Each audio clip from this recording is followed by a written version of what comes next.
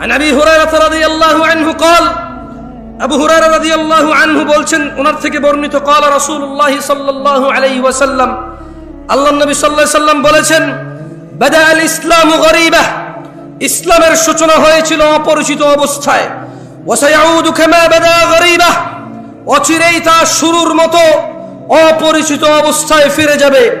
ফাতুবা লিল গুরাবা, সুতরাং এরূপ অপরিচিত অবস্থায়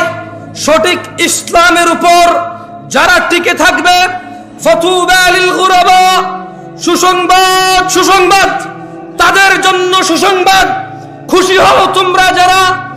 এই কঠিন থেকে কঠিন সময়ে অপরিচিত অবস্থায়ও যারা ইসলামের উপর টিকে থাকার চেষ্টা করবে। আল্লাহর নবী বলছে, ফাতুবা লিল গুরাবা, সুসংবাদ তাদের জন্য যারা এরূপ অবস্থায় ইসলামের উপর টিকে থাকবে।